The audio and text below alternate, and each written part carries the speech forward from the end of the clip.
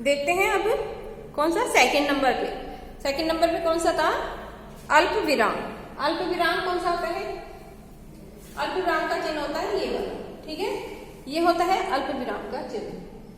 जब वाक्य में बहुत कम समय के लिए रुका जाता है, जब हम वाक्य में बहुत कम समय के लिए रुकते हैं और जिस चिन्ह का प्रयोग करते हैं वो होता है अल्प विराम।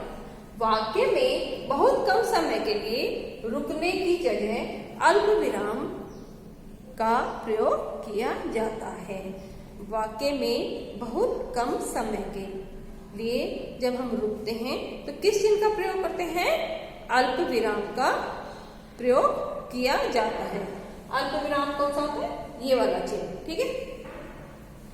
जैसे मैंने क्या खरीदा?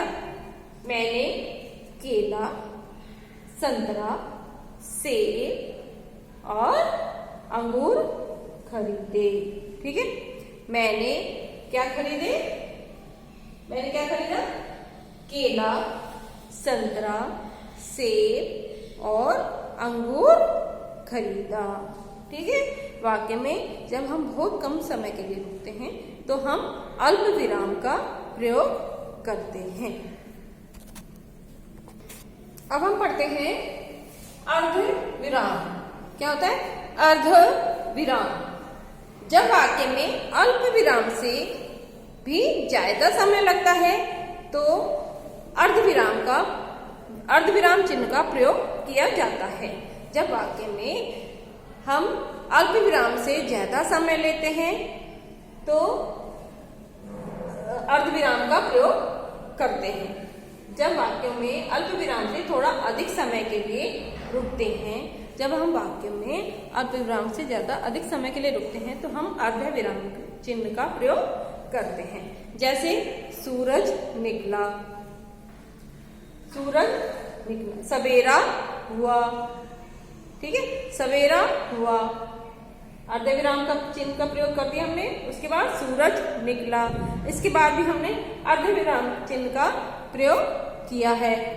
उसके बाद चिड़िया चहक उठी, सवेरा हुआ, सूरज निकला, तो क्या हुआ? चिड़िया चहक उठी। तो हमने इसमें सवेरा हुआ के बाद अर्ध विराम का प्रयोग किया है, सूरज निकला इसके बाद भी हमने अर्ध विराम का चिन्ह का प्रयोग किया है, चिड़िया चहक उठी, इसके बाद हमने पूर्ण विराम का प्रयोग किया है। तो अर्ध विराम का चिन्ह का प्रयोग कब करेंगे? जब हम अल्प विराम से थोड़ा कम समय, अधिक समय के लिए रुकते हैं तो हम अर्ध विराम चिन्ह का प्रयोग करते हैं। अब हम पढ़ते हैं 4 नंबर पे प्रश्न सूचक चिन्ह। प्रश्न सूचक चिन्ह कौन से आते हैं? जिसमें वाक्य में प्रश्न पूछे जाते हैं, वो होते हैं प्रश्न पूछने वाले वाक्यों के अंत में जो चिन्ह प्रयोग किए जाते हैं वो होते हैं प्रश्न सूचक चिन्ह।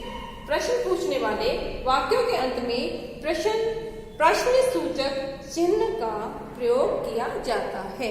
जब हम कोई भी प्रश्न पूछते हैं, क्वेश्चन पूछते हैं, तो उसके अंत में जो जिस चिन्ह का प्रयोग किया जाता है वो होता है प्रश्न सूचक चिन्ह। तो कौन सा होता है प्रश्न सूचक चिन्ह? ये वाला जो हम प्रश्न के अंत में लगाते हैं, क्वेश्चन के अंत में लगाते हैं, वो होता है प्रश्न सूचक चिन्ह।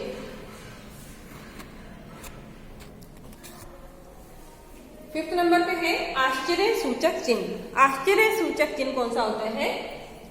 आश्चर्य, शोक, घृणा, हर्ष, हर्ष होता है बहुत खुशी आदि भावों को प्रकट करने के लिए जिन प्रकट करने वाले शब्दों या वाक्यांशों में आश्चर्य सूचक चिन्ह का प्रयोग करते हैं।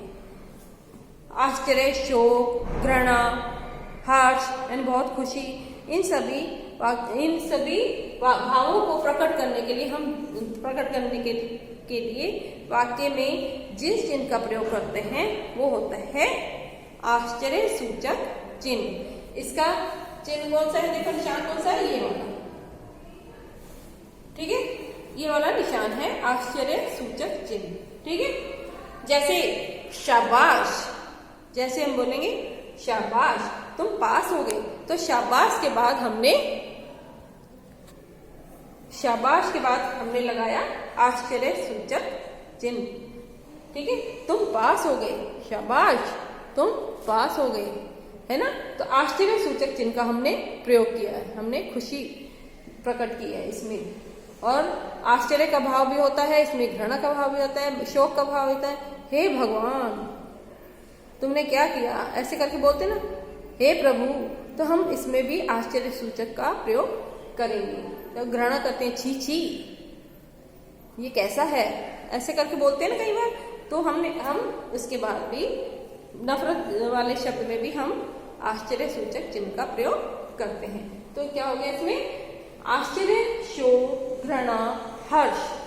देखो आश्चर्य के बाद मैंने क्या लगाया है, अल्प विराम, शोक अल्प विराम, घृणा अल्प विराम, हर्ष आदि भावों को हम प्रकट करने वाले शब्दों या वाक्यांशों में आश्चर्य सूचक चिन्ह का प्रयोग करते हैं। ठीक है, आगे समझ में।